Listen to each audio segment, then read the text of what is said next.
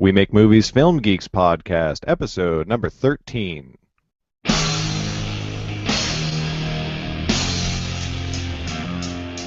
Welcome to the We Make Movies podcast, making the world a better place, one film at a time. And now, here are your hosts, either the next P.T. Andersons or the next M. Night Shyamalans, Garrett and Chad. Hello, everyone, and welcome to the We Make Movies Film Geeks podcast, the podcast that's all about how to get your movie made, how to get it seen by other people, and how to get it awesome. I am your host, Garrett Robinson, independent filmmaker and member of We Make Movies. With me, as always, your co-host, Chad Kukihiko, independent filmmaker and member of We Make Movies. And with you, not as always, Ryan D. Thompson, new third We Make Movies Film Geek of the Week. Hi, Ryan. Welcome to the show. Happy to be here. Awesome. So we've got a couple new things coming your way today that's not totally usual for the podcast for a couple different reasons. One, I'm just getting over being really, really incredibly, unbelievably, violently sick, and so Ryan's here not only to help cover my ass, but because he's a buddy of Chad's who Chad really wanted to get on the show because he knows film stuff, and apparently he sits on Chad's couch and contributes to our show already, so we figured why not just have him on the show and have it become official. Technically, it's my couch. Technically, it's his couch. Because it's in my apartment. Oh, but anyway, okay, cool. yes. And then, so that's happening. And then the other thing is that we're going to be doing a little thing, and some of the live viewers, you know, this might be a little bit unusual for you, but at some point we're going to be going, and here's a clip, or and here's a trailer, and then there will be an awkward silence, and then we'll describe, you know, briefly the trailer that you would be seeing if you were watching this afterwards, and then we're going to pull it down and edit the clips in, and we'll repost it so that the final version will actually have that.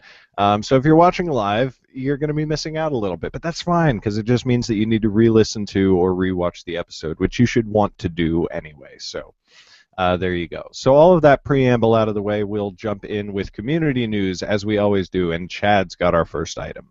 So we're back with the writers, our regular signature writers workshop this Wednesday at the Theater Asylum complex of theaters. So come on down Wednesday, 7:30, free as usual, though donations are highly appreciated, and see what we're all about. Yes, and so the second item, Agnes is a runner-up script that for our last script competition that we had. This was a script that was fantastic, extremely well received by the audience, and just didn't make it into the top 3, wasn't it? Yeah, literally by a coin toss. Literally, because tied for third place. And then them and Last Temptation of Christy, they had to toss a coin, and they lost the coin toss. Which sucked, but you know, Yes. I mean, it would have sucked either way. But so anyway, so it finished production this week. It was written by Amanda Lippert, also starring Amanda Lippert, produced by Alon O'Connor, and a lot of assistance from Red Studios and Reducation student and brother of Chad, Denton Kukihiko, otherwise known as Denny. Sam Messman was directing. The cast and crew was pretty much all We Make Movies people. I was working on it. A whole bunch of other people whose names totally escape me right now, but so that is going to be coming soon. Stills will be and the happening crew. Sorry, the crew also had a ton of Reducation X students. Sorry, that's Yes. important to mention. Yes. Yeah, people who are working with Denny, and they're all collaborating on different projects. So Stills will be coming to Facebook. You can find Stills right now on the what is it? The film. We took over somebody's Instagram. Really? Oh, Yeah. Movie Maker Magazine? Movie Maker, yeah, the Movie Maker Instagram. I saw one. I didn't know that there was a ton of them. That's fantastic. Yeah, well, That's great. Alon said there were going to be a ton of them. So anyway, great, check great. it out. And I'll be talking more about the production later in my main topic for the week, but there you go. And Chad. Oh, sorry, yeah. Next one. Spaced out for a second there. New Filmmakers LA, friend of We Make Movies, really, really, really great. They're like a monthly film festival. They have their July program. It's happening tonight at the really cool new space at the AT&T Center downtown. Tickets are ridiculously cheap. If you want to go for just one screening, you can go for one screening and just hang out and drink and meet people in the lobby. And they'll have 3 separate screenings. The very first one is a shorts program, starts at 6:30, and the reception begins at 6 o'clock. But like I said, the receptions go through all night long. So you could go and see that, or you could see the second short screening, or you could go see the feature screening and stay and hang out. There's going to be a lot of We Make Movies people there tonight. I'm going to try to make it. I don't know if I'll be able to, but I'm going to try to. It's a lot of fun, opportunity to meet tons of filmmakers. So check it out. Even if you are a We Make Movies member, definitely go see it and meet a whole bunch of other people. That's really cool.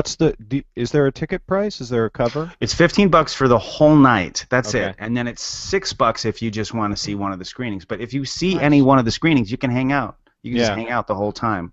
So it's Oh yeah, sorry. If you want to go buy a ticket, go to newfilmmakersla.com. Awesome. Yeah. Okay, cool. So that's community news. Let's get on with the general news items of the week. And again, Chad, go. Okay, excellent. So if you don't know who Elon Musk is, you really need to. He co-founded PayPal, co-founded Tesla Motors, and then he founded SpaceX.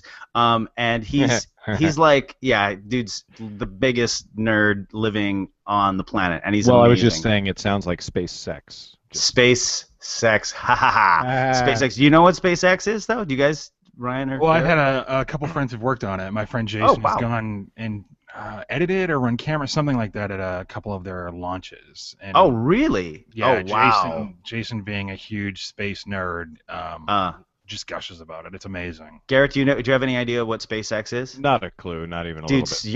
you're gonna crap your pants when you. All right. SpaceX That's is been so happening cool. a lot this week, actually. SpaceX is basically they're a sort of for-profit company that has decided that they're going to go into space, and so that's what they're doing. For-profit company? Well, they're not a government. I mean, the only other people that are going into space are governments because of how much it costs. Well, what they've been doing is creating the cheap, like unbelievably inexpensive ways to go into space. And so one of the things that they've created is this. Anyway, let me talk about that later because I'm actually kind of ruining my things to know because I don't want to do that. So instead, let me tell you about what I was going to talk about. So Elon Musk. Okay, he's the guy who created the PayPal. Blah blah blah. He's been talking recently about this thing called a hyperloop, which is some ridiculously high-speed people mover. Very Futurama. Yeah, it's going to be able to move people at like 600 miles an hour. Wow. So, for instance, people moving on this hyperloop from LA to San Francisco would be able to get there in 30 minutes. Anyway, he's been talking about this thing. It obviously doesn't exist yet, but he tweeted on Monday that he's going to release the design for this hyperloop that he's created, and that this design is going to be open source. He's going to say, hey, everybody can use it, everybody can add to it, etc. I mean, this guy's, I've got the biggest man crush on Elon Musk. He is a modern day Tesla. I mean, there's no reason, it's no wonder that he named his car company after Tesla. He's like Tony Stark. Yeah, dude, he's Tony Stark, except he's like super humble. If you've ever seen him talk, he's like. So he's totally not Tony Stark. Well, he's Tony Stark with the smarts, but not Tony Stark with attitude. Yeah, absolutely. Anyway, Awesome. That was my story. That's super awesome. All right, so Ryan, inaugural news item. Go. Thank you again for having me. Absolutely. So for those not in the know, it is Comic-Con weekend. This is where nerds, geeks, and dorks from all over the world head to San Diego, California to put on costumes, awkwardly ogle half-dressed booth babes, and sit in lines for hours just to see that one actor that was in that one episode of Star Trek Enterprise and maybe get a picture for $20. So real quick, I'm going to run you through some highlights of what's been going on down at Comic-Con movie-wise so far. So far, we've got rumors of a Man of Steel 2 or even a Justice League movie announcement coming. Footage from Amazing Spider-Man 2 was screened at their panel. What else? Are there any clips available for any of these? Some of the stuff is leaked online unofficially. If you do a little digging, I'm sure you can find it. I'm sure it's all over YouTube.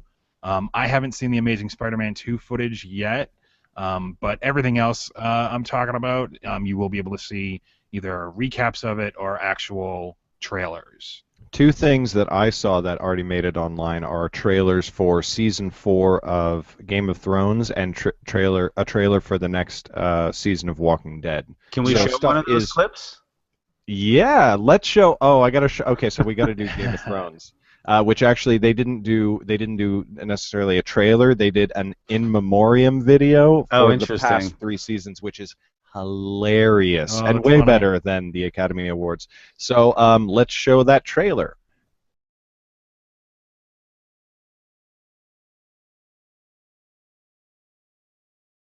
So that was awesome, right?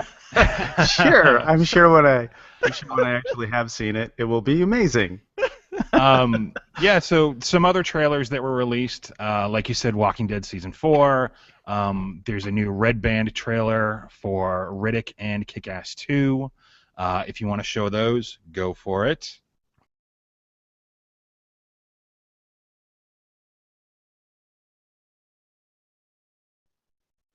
Wow, those were totally awesome. I've actually seen the Riddick trailer. Oh, yeah? Not to tangent, but it's not great. It looks like a Pitch Black ripoff, but it looks better than Chronicles of Riddick. So that's my Riddick opinion. Okay. What else? Speaking of Riddick, because I'm just gonna keep saying Riddick over and over. It's fun to say. Vin Diesel at the Riddick panel teased an upcoming announcement. Looks like he's joining the Marvel Cinematic Universe, aka What? As who? Avengers, Thor, Cap, Iron Man. You know, all those guys. As who? They're not saying who yet. Rumor has it big money's on the Vision, which is like the robot superhero of the Avengers. They did basically it was a tease of a tease. They're looking to make an announcement within the next month or so. Disney has their own fan convention called D23. So the big assumption is that all the big next phase Marvel stuff, including what or who Vin Diesel's going to be playing, is going to be released there at D23, which is Awesome. early August. So. And then lastly, but not leastly, the full pilot for Agents of S.H.I.E.L.D., which is the Marvel Cinematic Universe spin-off TV show, was screened at response seems to be overwhelmingly positive. Be careful, though, because if you're out there reading about it, there are big, major spoilers, of which I've read a couple kind of inadvertently. So just be careful with what you read if you want to go into that fresh. And then real quick, for those of us not at Comic-Con, which is probably everybody listening to this, watching this right now, I just want to recommend a quick website. It's called bleedingcool.com. It's a good pop culture, movie, and comic book website, and they're covering all the major panels and all the news that's going on down there. So check it out. Very cool. Awesome. That's super cool. All right, so for my first news item of the week, so this week I was practically forced to watch a movie called Upstream Color, which you may or may not have heard of. I mean, pretty much everybody who wants to be in on independent film has heard of it. I hadn't heard of it until last week, and then I got forced to watch it so that I could be on another podcast a couple days ago. And I think that we actually did mention this, but it was written, directed by. Are you cheating on me? I have several other podcasts, Chad. You know this. I know the other ones, but This that has sounds never like a been an film exclusive one. relationship. That sounds like a film one. He's like a No, Mormon no. podcaster. No, it's actually a writing podcast, but then they started talking about linear versus nonlinear storytelling, and they started okay. talking about that. And I'm friends with the guys, so they were like, Garrett, if you watch this film, then you can be on. So I did. Okay. And, all right, fine. So it was written, Prostitute. directed by, and starring filmmaker Shane Carruth, which... Okay, so I respected many things about the film. It was very well shot. It was very well edited. It is not a film that I would watch by choice or that I would want to watch again. It's just not, as an audience member, it's totally not my style. But what's crazy, because of the fact that I had heard of it and what I had learned about it, I did some research on it. This guy, Shane Carruth, he's only ever done 2 features. He did Primer, which was pretty well known. I think that was a couple of years ago or something. Is it the time travel one? Say again? Yeah, the time travel one. Okay. And now he's done Upstream Color, and apparently Primer, they're completely different films, and people have said, oh, I know what you mean about Upstream Color, but you'd love Primer, so I have to watch that now. But the crazy thing about both these films is that they had micro budgets, like micro. Primer was made for $7,000, and I couldn't get a budget on Upstream Color, but it could not have been much more than that. It was very simple. There was a cast of 4, and it was like very, very simple. So like even if that was up to like $15,000 or something like that to make a full feature film, both of them through direct sales of DVDs and Blu-rays, on-demand and streaming sales, he's managed to make over $400,000 on each film, which for an initial investment of $7,000, if you're bad at math, that's a profit ratio of about 55x your investment, which is fantastic. Like if we could manage to do this and make one of these films a year, that would be enough to make a living for you, the actors, and the crew that you'd need to actually make the films. Now, if you go to the website for Upstream Color, it's the first result if you just Google Upstream Color, it's got all of the different formats available there for you to order it from Amazon or watch it on Netflix or anything like that. What I can't figure out is the marketing that's gone in behind this, like if it's just the distribution company or what else has been happening. But I'm going to keep researching it because this guy is doing. I can answer some of those questions though.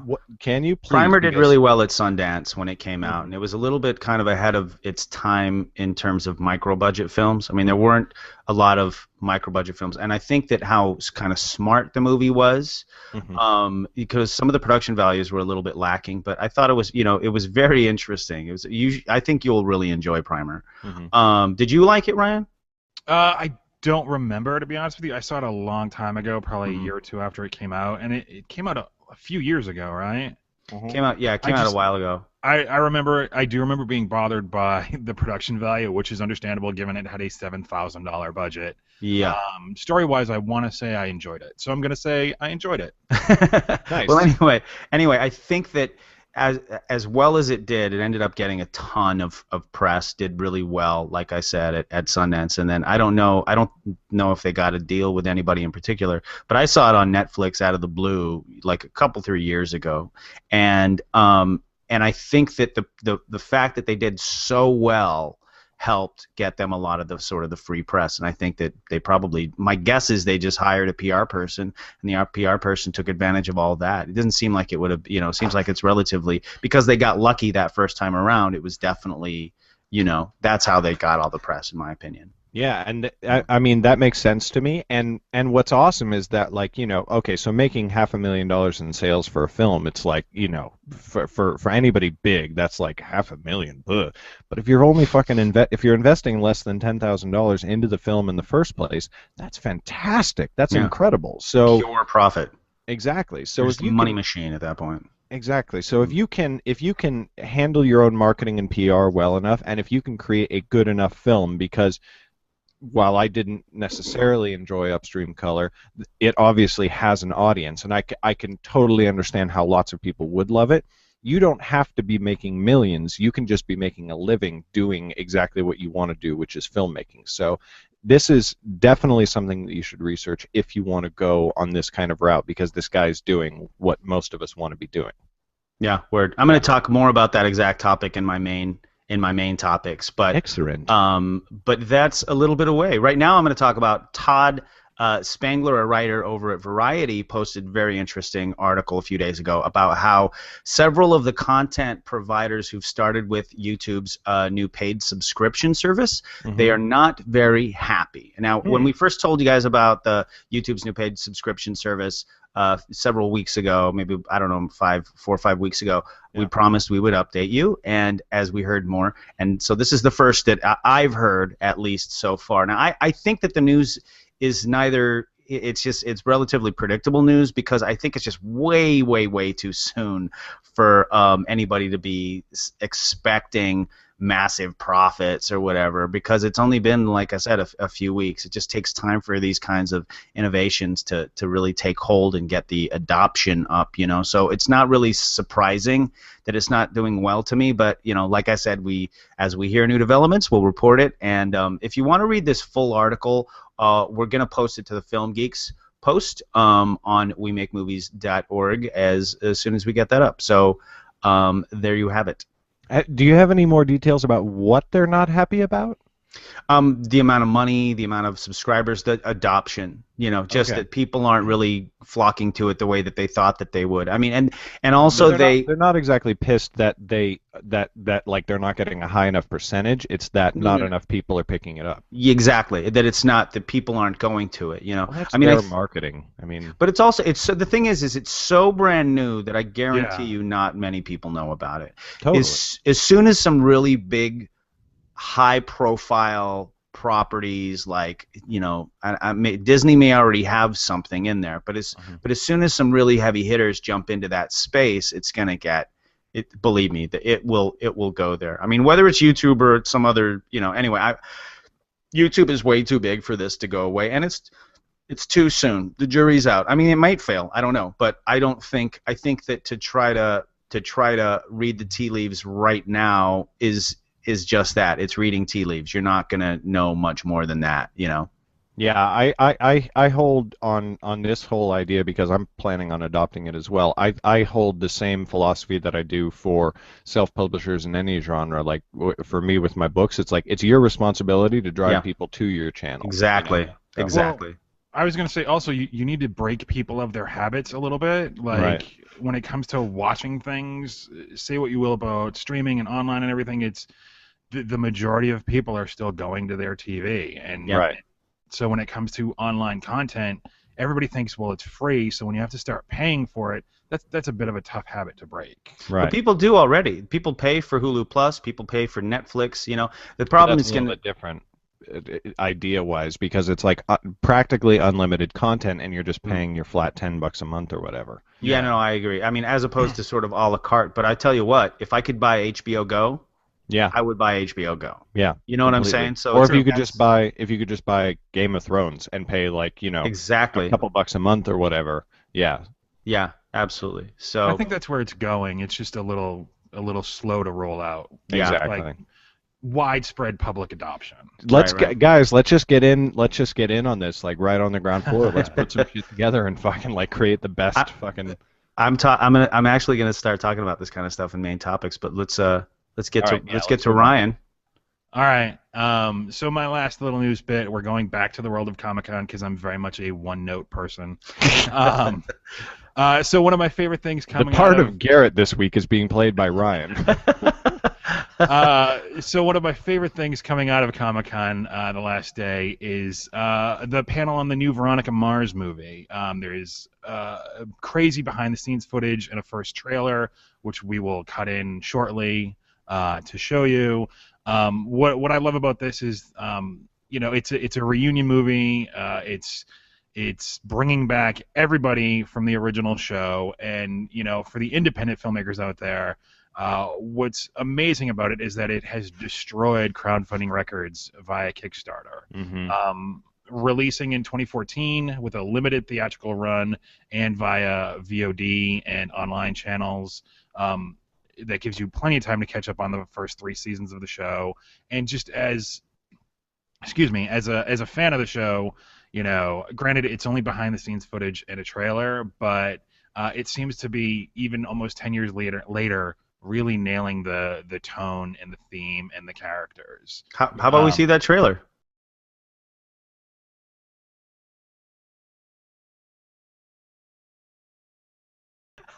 And there's the trailer. Excellent. So, yeah, Wow. I can't recommend it enough. You've got plenty of time to catch up on the show and then go out, support the movie because of it being quality, but also because of how it was financed is just amazing to me. And there's tons of stuff out there about what it did via Kickstarter. It's an amazing story. And I love this show. I'm happy they're making the film. Obviously, Chad and I have had discussions about these Kickstarter projects in the past, which we won't resurrect here. But I am very happy that the film is being made. Yeah. All right. So last general news item for the week. You may have heard of a tiny little YouTube channel called Machinima, which is fucking awesome. And they are doing a new round of investment funding, and they are saying that it's for the creation of a paid subscription service. Now, I do not know whether that's paid subscription on YouTube or via another channel, like via their own website or whatever, but I'm super excited about it. I would absolutely pay for a Machinima subscription if it means that they're going to up the level of their content, because the level of their content is already pretty fucking awesome. If you haven't seen Machinima stuff, it's fucking geek paradise. It's the best fucking shit. I think they were the ones behind the Half-Life films that like got put out in like little serialized film formats for like no budget, but it's fucking Half-Life set in the world of the video game. So if they raise the money, which with a channel that has the pull that Machinima does, it's kind of hard to imagine that they could possibly fail. What they're going to do when they do that, it's super Doo-doo. exciting to see. Sorry? Doo-doo. Doo-doo. I said doo-doo. I was laughing So too. if you're a geeky fanboy writer out there, get your series pitched together right now. Or better yet, start production on a geeky thing that Machinima could pick up, because if they're successful, which again, there probably will be, they are going to need content. So keep your eyes peeled on that, and obviously we will be reporting in on that in the future. So with that, general news being over, let's get into the main topics for the week. And Chad, you are up first. Yeah, so today for the main topics, I want to talk about the bottom line. And let me back up and tell a quick little story. In October 2007, I created a little website called lastdaysjournal.com. It was the world's first social network for survivors of the zombie apocalypse. And it did actually, and by the way, I had no idea what I was doing when I put it together. I just kind of slapped it together. And it did actually quite well. Like, it was getting tons of hits. It was really popular during the entirety of 2008 to a certain degree. I mean, it had about 200 to 300 hits per day, which isn't like hugely successful, but it was, I mean, by today's standards, it was incredible. And it would still occasionally spike like over 1,000 hits in a single day, or like 600, but it would generally stay around, between the 200 to 300. And it was, the fact that it was that busy, even though it was relatively interaction poor, you know what I mean, compared to what's available now, at least, it was doing quite well, at least, at that time, 6 years ago. But now, 6 years later, another example, I have a friend whose site I manage, and he's got a band, and it's doing really well by a lot of standards. His first full-length album is almost a year old now. And his band is touring all over the world. They're all the time. They're in Europe. They're all over the place. They just played at the Hollywood Bowl a few days ago. And so I watch their analytics, because that's the kind of geek I am. And their numbers, huh? Yeah. Yeah. Chad, what's the name of the band? The band is called Lord Huron, and they're big on you may, if you're watching this, you may or may not have heard of them. If you're a friend of mine, you probably have, because you probably even know Benji, and he's a great guy, and the band is really, really good. Totally. But and they played on Leno. They've done really well. But they were featured in a TV spot for MySpace, which it's MySpace, is that right? but it's also I didn't know a that. paid TV spot. Oh yeah. Oh, I didn't know saw that. that, and I was like, Lord Huron. Good for them. Awesome. Yeah. Anyway, I'm watching their site numbers, and their site numbers aren't a whole lot better than Last Days Journal was back in 2008. Mm-hmm. And they're getting kind of big. And what that makes me realize is that there's so much more competition out there online right now. I mean, there's websites popping up all the time. There's, as of several weeks ago, I'm sure the number's gone up substantially, but it's 72 hours of video uploaded to YouTube every minute. So there's so much noise out there that 200 to 300 nowadays means a lot more than it did 6 years ago. Right. So my point is that if you are surviving at any sort of given point in time, you have to. The way to tell whether or not you're surviving is relatively easy, because all you got to do is look at your bank account and see how much is in there. But what about tomorrow, right? Is that money going to still be there? Is the money going to keep coming? And what about the projects that you haven't even launched yet? How can you tell if they're going to support you, or if they'll lead to something that will provide for you? That is what I'm talking about when I'm talking about the bottom line. You need to be honest with yourself. You need to, if you're creating a Facebook or Twitter, like you're from scratch. Like if that's the product that you're creating, you can absolutely, continue to do that and not necessarily worry about getting your money right away. You need to get your adoption. You need to get people, and for all you non-geeks out there, adoption just means, how many people are using your app or your website. Is it thousands? Is it tens of thousands? Is it millions? Obviously, you're looking for millions and hundreds of millions if you're creating a Facebook or a Twitter. And if that's what you're looking at, if you are going that direction, if that's the kind of adoption that's already happening, you're good. You don't have to worry about turning a profit right away. But if you're like us, if you're indie people, that's not what you're going for. You're not going for hundreds of millions. I mean, yeah, you could go ahead and try for it, but the point is that all the other noise out there is going to put you, like, just look at Lord Huron. As big as they've been going, 200 to 300. I mean, it's not a super rich website. They could do more to make the website and drive more traffic to it. But regardless, the point is that there's a lot of stuff out there. What you really need to do is focus on what we've been talking about, your audience. Right. Get your audience. Like Garrett has his projects that he's about to, he already has an audience for his books. So he can take that audience and turn that towards his movies. And maybe that audience will embrace his movies as well as they have been embracing his books. And maybe it'll grow. Like, that's the point, is that, and I don't want people to think that I'm like a dream killer, because it's the exact opposite of what I'm talking about. I mean, I just think that if you have a dream and you want to make it happen, all you got to do is really break it down into the component parts that are going to make that dream possible. And then go for it, and then do them one at a time, the one that's the most accessible, the one that you can do right now. Because if you just dream and then you sit on your couch and dream, there's nothing's going to happen with that. I mean, maybe you'll get lucky, buy a lottery ticket, you know what I'm saying? Yeah. But that's my point, is that, like, if you really want to be an independent artist who makes a living doing what they're doing, there's work involved, and you just got to do that work. But you can't pretend it's going to happen without you making it happen. That's my point.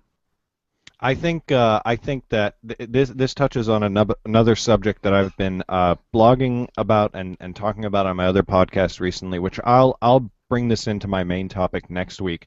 But it's statistics versus, like, product, because a lot of people, and I get this all the time in the independent author community, a lot of people have so much focus on statistics as opposed to what those statistics are supposed to measure, because Absolutely. Your website hits don't mean anything. Absolutely. It doesn't involve audience interaction, and in the end, people getting your product, whatever your product is, whether it's our films or books or whatever. But I'll talk more about that later. Well, let me know, because I think that's a good point. And I think I actually kind of missed that in my thing. And feel free to pipe in, Ryan, if you have any thoughts on this, by the way. But my thing is that if you are so big that you don't have to charge your users anything, the fact is you're probably gathering information that then you can sell. So that's what Google does. That's what Facebook does. That's what I imagine, to some degree, Twitter. I don't know how Twitter makes money, but whatever.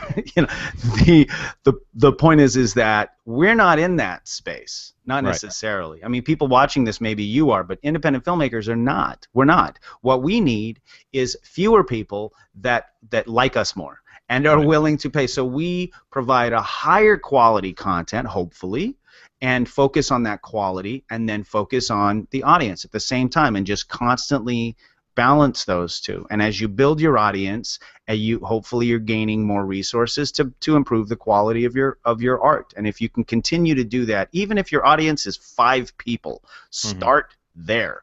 Because if you do great enough art, that they're going to be like, oh my God, tell all their friends and their family and say, you got to check this out, and buy extra copies of your book or whatever, and gift them to them, then your audience will grow. So that's but the quality of the art is as important, in my opinion, in this day and age, as your interaction with your audience. You need to have an interaction with your audience. Yeah, well, absolutely. I think it actually kind of ties back into the whole Veronica Mars thing too. Is like, it's that interaction. It's the creators not just putting something out, throwing it at a theater, and walking away. It's them, whether it be Kickstarter or Facebook or message boards or anything like that, connecting. It's all about connecting with your audience. And from the audience side, people like to be early adopters on stuff that they think is going to be popular down the road. Absolutely. Call it that hipster mentality or what, I don't care, but people want to be able to say, oh, you like that now? I liked that a year ago. Yeah. Totally. Yeah.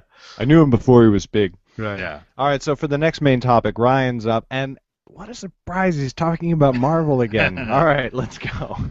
So, again, Mr. One Note, I am historically a comic book geek, and I'm more of a mainstream guy. I respect and enjoy the indie scene, but the stuff I tend to follow to the minutia is what the studios are releasing, what the studios are doing, what's getting bought and sold, and TV, movies, all the big stuff. Don't get me wrong. Like I said, I love the independent scene. I'm an old school Kevin Smith fan. I liked him before you did, so there. I never have. Get out of this podcast. I loved Clerks and whatnot. So what I'm talking about today is just more, I guess you could call it a Ryan's rant. Being a comic book geek and seeing what happened with Man of Steel and what Warner Brothers is doing with their comic book properties versus what Marvel Studios is doing with their comic book properties. I just kind of wanted to dig into that a little bit. So as I'm sure you all know, Man of Steel was released earlier this year. A huge success monetarily, but if you've spoken to me or any of my friends, story-wise kind of lacking and maybe a little disappointing. Agreed. Yeah, walking out of that movie, I got to say I did enjoy it, but the more I talk about it, the less that enjoyment kind of stays. And so kind of what I want to talk about here is the difference between what Warner Brothers did specifically with Man of Steel, because it's really my only big example, versus what Marvel is doing with their comic book properties. And it kind of, you can apply it to any kind of adaptation or any kind of writing, and it's doing your characters a proper service. So if you look at Man of Steel, all the geeks and the nerds, of which I'm one, were super excited when that was announced. Zack Snyder was directing, big action director, that's awesome, and Christopher Nolan was staying on as a grandfather role. And I kind of have a controversial opinion on that because I don't think Christopher Nolan was the right fit for that movie. He nailed it with the Dark Knight trilogy, 2/3 of the Dark Knight trilogy. Very very appropriate for the Batman character, but something to do with Superman, I just felt, I don't know, his work, it's a little cold, it's a little dark. And Superman historically, despite being the last surviving son of a dead planet, is actually a lighter character. He has more fun with it. If you look at comparatively the Marvel Studios and what they're doing, it's all about respecting the character, respecting the source material. And you look at Iron Man, you look at Thor, you look at Captain America. Those are their three big ones. Three completely different characters in origins, in personality, everything. But when you get right down to it, you watch those movies, and despite making changes to the mythology, changes to the comic book canon, they have respected the source material. And all three of those movies, despite being set within the same universe, are completely different movies tonally, totally. I feel. Yeah. You've got Thor, which is more science magic based. You've got Iron Man, which is science fiction. You've got Captain America, which was a period film. Then you've got Avengers, which mashed them all up together in a really great way. So kind of what I'm ranting about here and going off on is that when you look at Warner Brothers, you look at their characters, it's your DC Comics, it's your Batman, your Superman, Flash, Green Lantern, and where they're going wrong is they're trying to take, at least with Man of Steel, and what I hear about what's coming up with their upcoming potential movies, hopefully announced today at Comic-Con, is they're taking that whole Dark Knight kind of template, and they applied it to the Superman story. And the best thing about Superman and Batman is they have a dichotomy. They are two sides of the same coin. They both deal with like loss. Two-Face. Similar, yes. Yeah. They've both dealt with extensive loss in their lives, but have come out of it completely differently.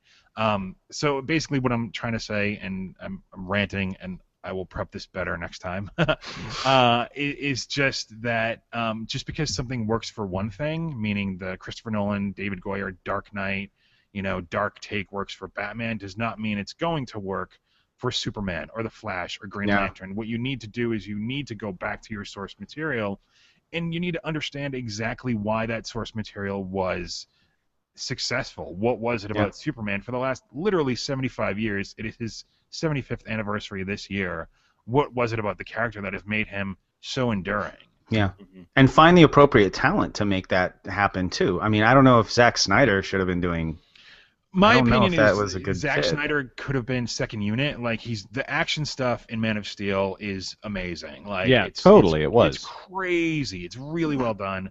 But the dramatic beats and the story, it's just not there. I would have preferred I like a Neil Blomkamp or somebody like that. Like that would have amazed me seeing what he did with District 9, which was very effects heavy, but also had a heart and a story to it. You take a director like that, you put him on Man of Steel, and I think you get just something that would have been more of an update of the classic Superman story for this generation, which is what they tried. And I'm not going to say they were 100% failure. There's a lot of good stuff in Man of Steel, but there's also just a lot of waste and excess, and just I blogged Superman about needs it to and I be said happy. I blogged about it and I said that walking out of the theater I wanted to say whoa, that was awesome, and instead I was saying no, I actually liked that, like sort of that, like a beaten wife. And like my You biggest just don't understand him. It was really a great movie. no, not like that, but like I was expecting to hate it, and it was enjoyable, but it wasn't even close to the first Dark Knight or the first Iron Man. The first Iron Man is still my favorite comic book movie of all time, because I was like,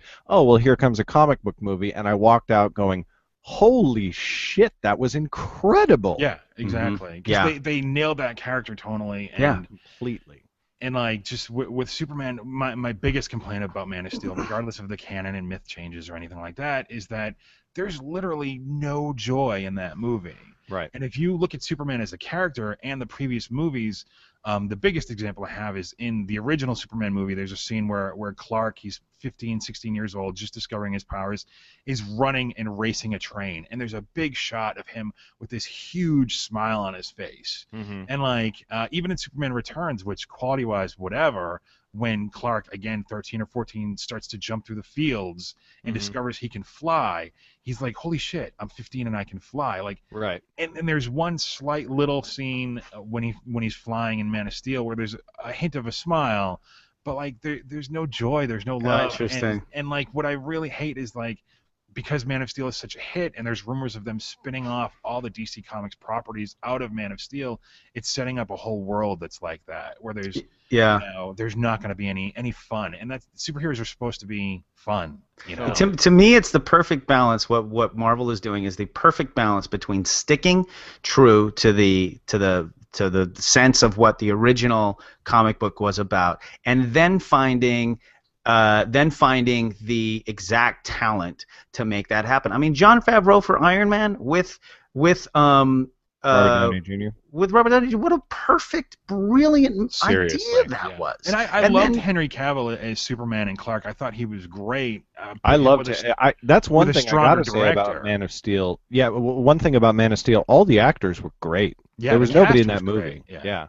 But it's the writing and the directing, to me. It just like you need that little extra something to make it. I think you're dead on anyway. But I know we got to move on. So yeah, sorry, I get ranty sometimes. No, that's fine. I could rant about Man of Steel with you, but we'll do it off air. But we're not doing geeks. We're not doing Geeks Grotto this time. So that's the only reason I don't think it's that big a deal. But you go ahead, Garrett. So we'll do. We're doing our last main topic, which sort of gets into Geek Grotto territory a little bit. But I wanted to talk about relationship building, because that was like I said, we talked about Agnes this week, and I was on that set, and it was a bunch of We Make Movies nuts, and I was one of the nuts, and a bunch of Reducation nuts as well.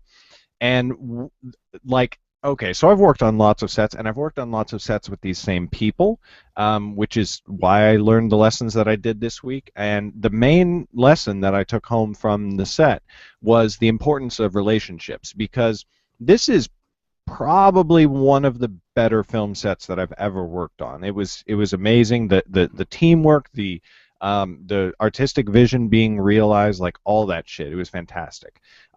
And this whole film came together because of relationships. We all knew each other already from We Make Movies, which is, you know, like its own relationships. But we've also all worked together on things as well. There was almost nobody on that set who I hadn't already worked with on a set before in the past. And that's the thing about We Make Movies, is that it's not just like some networking get together. We actually, you know, make movies. But in addition to that, We Make Movies, and primarily Sam, has been cultivating a relationship with the guys over at Red Studios, and Denny, Chad's brother, who is the DP of Agnes, was in Reducation, still is right now. So we were shooting with Red equipment, Red cameras and lighting that we got because Denny is in Reducation, and we were given access to private property owned by the Red company and some of the individuals within Red. So those relationships and the things we were able to leverage out of that helped take the film from the level of good to the level of amazing. And it kind of goes into that old thing where it's not what you know, it's who you know, but that always has like a kind of a douchey ring to it, where like if you're well connected, like, you know, you can't help but succeed. That wasn't what happened here. What happened was, because we knew people, we were able to create an awesome, awesome thing where it was like they were just kind of helping us out and we were helping them out. And, you know, I don't know if Agnes is going to go out into the festivals and, like, you know, sell a feature deal or a three-picture contract for anybody involved, but it's a fucking awesome film, and it will be great when it's done. So the important thing about relationship building, though, is that you have to actually do it. And I see so many filmmakers or you know, actors or crew members or whatever who'll go through the early part of their career when you're often working for free or for like a cut rate or anything to sort of go out there, but they don't actually build relationships, which is what the whole point of that sort of early part of your career is about. And I was guilty of this. Chad, you remember how we worked together on like a couple film sets, and then we ended up having dinner, and you know, to you, I was your sound guy. You were like, dude, I want you as my sound guy on every shoot. And I was like, well, I actually want to direct. And you were like, what? I had no idea. And if we hadn't had dinner that one night, you might not have ever found out, like ever. Yeah. So I was not good about communicating to that. Like, I was good at building friendships, but like in terms of actually building relationships as a filmmaker, I was terrible. And now that I'm thinking about it, or now that I was thinking about it when I was putting this segment together, there's crew members who have worked on my films that were great, and I loved them, and I'd have them on my set again in an instant. And now that I'm thinking about it, I remember their names. But I had to think about it, and I haven't talked to these people since the last time I worked with them. And that's because, I mean, well, you know, it was partially me, but like when I'm on set directing, I don't have a whole lot of time for this shit. And you know, and these people didn't necessarily reach out to me and build a relationship either. And it's not like, oh, I'm the director, I'm too important for that stuff. No, I still do, and I still reach out to people, and I bookmark people that, like, you know, I want to have around again. But the newer people in don't tend to establish themselves in the minds of their people, and because of that, they wouldn't really have a resource in the people that they've worked with.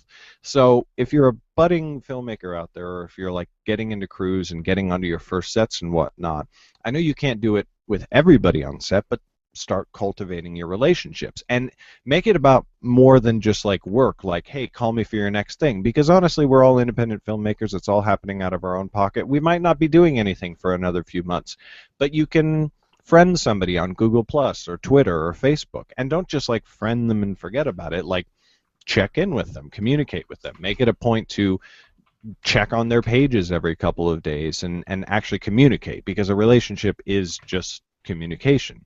And if you can sort of like maintain that thing, like there are people that I do this with who, like, we haven't worked together on set in a while, but we talk together all the time. And then when I do put something together, or when they put something together, we're the first people that either one of us calls. Like, I got called for somebody's shoot, which would have been awesome that I couldn't do, but it was in June, and they were like, hey, I want you to come first AD this, and I couldn't do it because I had a prior engagement familial thing during that time, but it was like, I haven't worked with this person in over a year and a half, but we still have a relationship, and I was the first person that she called for this.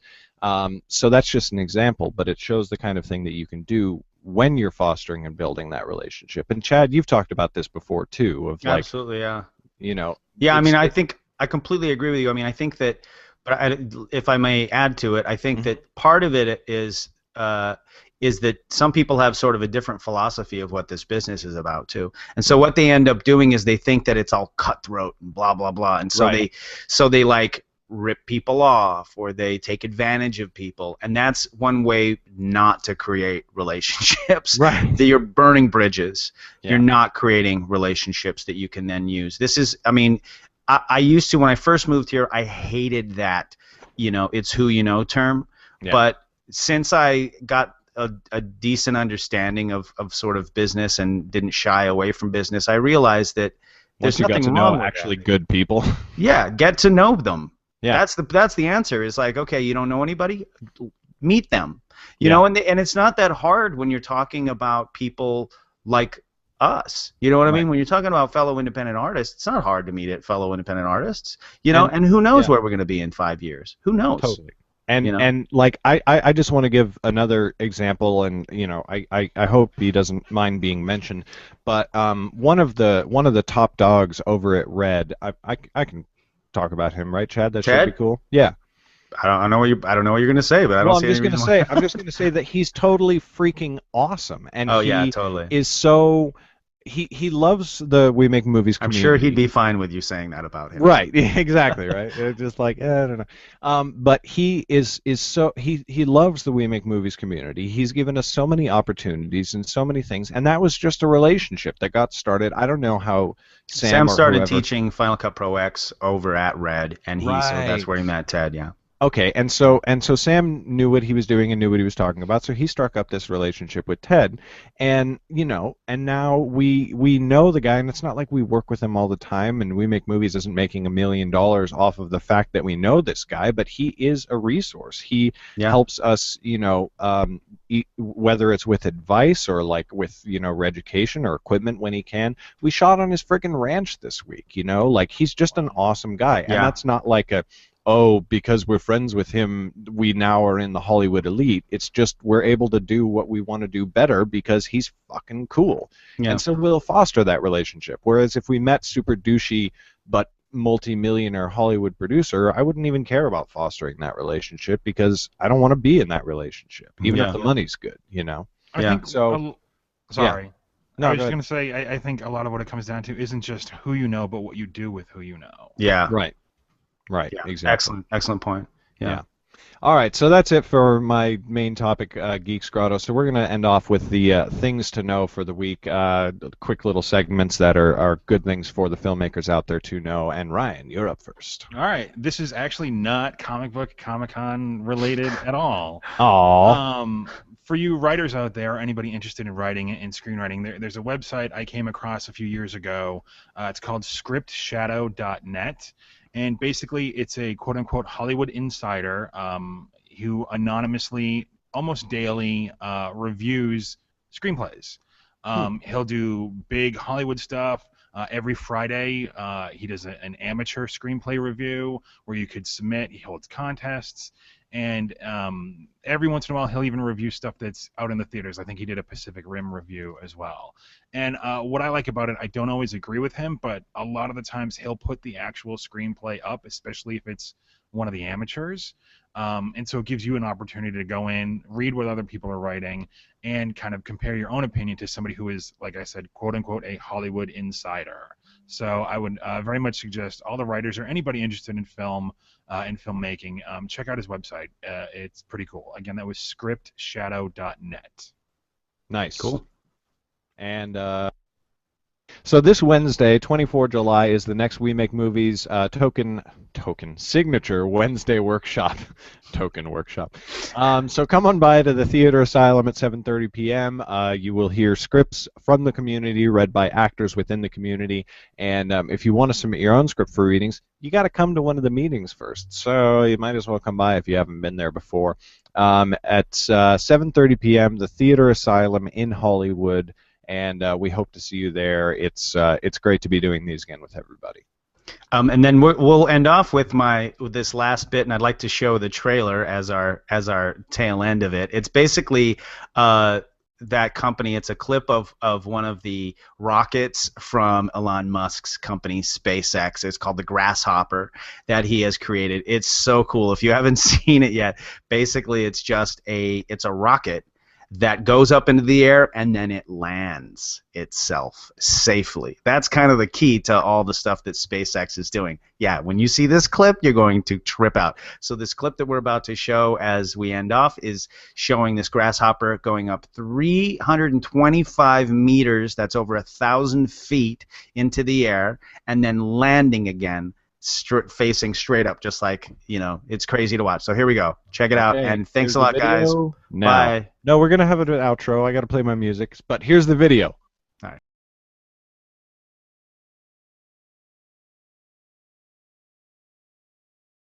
That was cool, I guess. I guess seen I'll that know video. when I watch it back. It's really cool. Yeah, it's That's really super, cool. super cool. All right, so that has been the We Make Movies Film Geeks podcast for the week. Thank you, everybody, for tuning in. Thank you so much, Ryan, for showing up. It's been an awesome show. We will definitely be having you on in the future. Cool. I'm Thank you for Garrett. having You me. can find me at garrettbrobinson.com. Chad's at superfreako.com and blogfreako.com. And Ryan can be found on Twitter at RDT156. Thanks, everybody. See you next week.